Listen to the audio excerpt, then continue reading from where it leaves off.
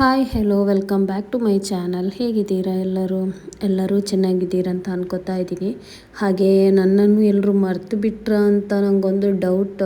ಯಾಕೆಂದರೆ ತುಂಬಾ ದಿವಸ ಆಯಿತು ನಾನು ಯಾವುದೇ ಥರದ ಲಾಗ್ ಹಾಕಿಲ್ಲ. ಆ್ಯಂಡ್ ರೆಸಿಪೀಸ್ ಆಗಲಿ ಶಾರ್ಟ್ಸ್ ಆಗಲಿ ಏನೂ ಅಪ್ಲೋಡ್ ಮಾಡ್ತಾನೇ ಇರಲಿಲ್ಲ. ಸೊ ಅದಕ್ಕೆ ನಾನು ಅನಿಸ್ತಿದ್ದೆ ನನ್ನನ್ನು ಮರೆತು ಬಿಟ್ರ ಅಂತ. ಏನೋ ಮರೆತು ಬಿಡಬೇಡಿ ಅಂತ ಹೇಳಲಿಕ್ಕೆ, ನೆನಪು ಮಾಡಲಿಸ್ಲಿಕ್ಕೆ ಇವಾಗ ನಾನು ಮತ್ತೆ ಒಂದು ಲಾಗ್ ಹಾಕ್ತಾಯಿದ್ದೀನಿ.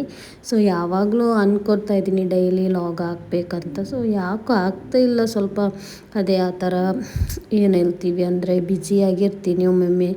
ಅದಕ್ಕೆ ನನಗೆ ಜಾಸ್ತಿಯಾಗಿ ಲಾಗ್ ಶೇರ್ ಮಾಡಲಿಕ್ಕೆ ಆಗ್ತಾನೂ ಇಲ್ಲ. ಸೊ ಆಫ್ಟರ್ ಲಾಂಗ್ ಟೈಮ್ ಅಂತಲೇ ಹೇಳ್ಬೋದು ಇವಾಗೊಂದು ಲಾಗನ್ನು ಹಾಕ್ತಾಯಿದ್ದೀನಿ. ಅದು ಸಂಜೆಯಿಂದ ಸ್ಟಾರ್ಟ್ ಮಾಡ್ತಾಯಿದ್ದೀನಿ. ಸೊ ಇವತ್ತಿನ ಲಾಗಿಗೆ ವೆಲ್ಕಮ್ ಮಾಡ್ತಾ, ಇವತ್ತಿನ ಲಾಗಲ್ಲಿ ಏನೆಲ್ಲ ಆಯ್ತಂತ ನೋಡೋಣ. ಈ ಲಾಗಲ್ಲಿ ಒಂದೊಂದು 4-5 ಡೇಸಿದ್ದು ಲಾಗ್ ಅಂತೂ ಇದೆ ತುಂಬಾ.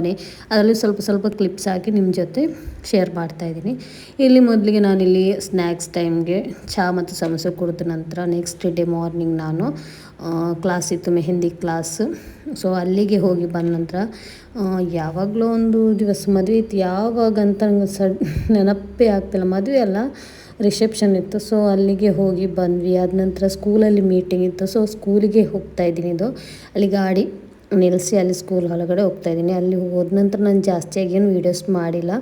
ಹಾಗೆ ಎಲ್ಲೂ ಕೂಡ ವೀಡಿಯೋಸ್ ಏನು ಜಾಸ್ತಿಯಾಗಿ ಮಾಡ್ತಾಯಿಲ್ಲ, ನಾನು ಮಾಡಿರಲಿಲ್ಲ. ಸೊ ಇವಾಗ ಚೂರೇ ಕ್ಲಿಪ್ಸ್ ಇದೆ.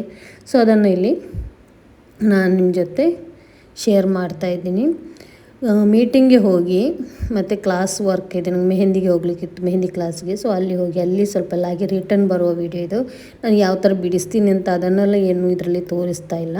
ಇವಾಗ ಅಲ್ಲಿಂದ ಮನೆಗೆ ರೀಚ್ ಆದ್ವಿ. ಮನೆಯಿಂದ ನಾನು ನನ್ನ ಮನೆಗೆ ಹೋಗಲಿಕ್ಕೆ ಅಂತ ಇಲ್ಲಿ ಹೊರಡುವಾಗ ಏನಂದರೆ ಜೋಳ ಇತ್ತು. ಸೊ ಆ ಜೋಳವನ್ನು ತೆಗೊಂಡು ನನಗೆ ಹೋದ್ವಿ. ಇದು ನನಗೆ ನನ್ನ ಫ್ರೆಂಡ್ ಗಿಫ್ಟ್ ಮಾಡಿದ್ಲು, ನನ್ನ ಬೆಸ್ಟಿ ಅಂತ ಹೇಳ್ಬೋದು, ಜೀವದ ಗೆಳತಿ ಅಂತಲೇ ಹೇಳ್ಬೋದು. ಸೊ ಅವಳು ನನಗೆ ಕ್ಲಾಸಲ್ಲಿ ಕೊಟ್ಲಿದ್ದು.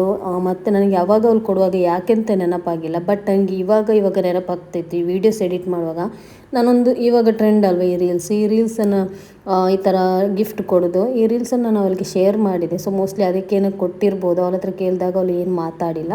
ಸೊ ಇದೆಲ್ಲ ಆದ ನಂತರ ನನ್ನ ನನಗೆ ಮದುವೆ ಇತ್ತು. ಸೊ ಅದಕ್ಕೆ ಇಲ್ಲಿ ಅದರದ್ದು ಪರ್ಚೇಸಿಂಗ್ ಇತ್ತು. ಮದುವೆ ಎಲ್ಲ ಆಯಿತು. ಇವಾಗ ನಾನು ನಿಮಗೆ ಫ್ರೀಯಾಗಿ ಎಡಿಟಿಂಗ್ ಮಾಡಿ ಅಪ್ಲೋಡ್ ಮಾಡಲಿಕ್ಕೆ ಅಂತ ಕೂರ್ತಾಯಿದ್ದು. ಈ ವೀಡಿಯೋಸ್ ಮಾಡಿದ್ದೀನಿ, ಎಡಿಟಿಂಗ್ ಮಾಡಲಿಕ್ಕೆ ಟೈಮ್ ಇರಲಿಲ್ಲ. ಸೊ ಒಂದು ಮದುವೆಗೆ ಏನೆಲ್ಲ ಬೇಕು ಅಂತ ತಯಾರಿ ಆಗ್ತಾಯಿತ್ತು, ಶಾಪಿಂಗ್ ಎಲ್ಲ.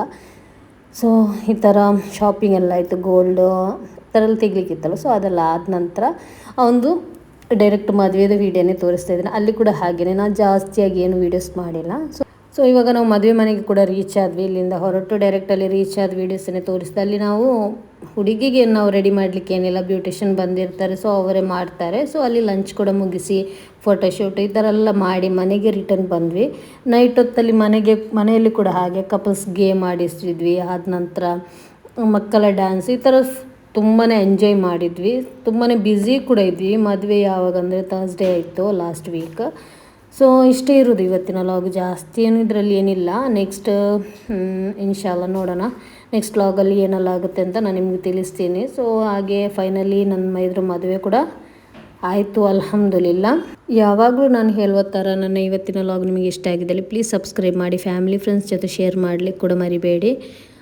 ನಿಮಗೇನಾದರೂ ಕೇಳಲಿಕ್ಕೆ ಡೌಟ್ಸ್, ರೆಸಿಪೀಸ್ ಏನಾದರೂ ಬೇಕಿದೆ ನಾನು ಕಮೆಂಟ್ ಬಾಕ್ಸಲ್ಲಿ ನಿಮಗೆ ತಿಳಿಸ್ಬೋದು. ಸೊ ಇನ್ನು ಸಿಗೋಣ ನೆಕ್ಸ್ಟ್ ಲಾಗ್ ಜೊತೆ. ಅಲ್ಲಿವರೆಗೂ bye, take care, thank you for watching.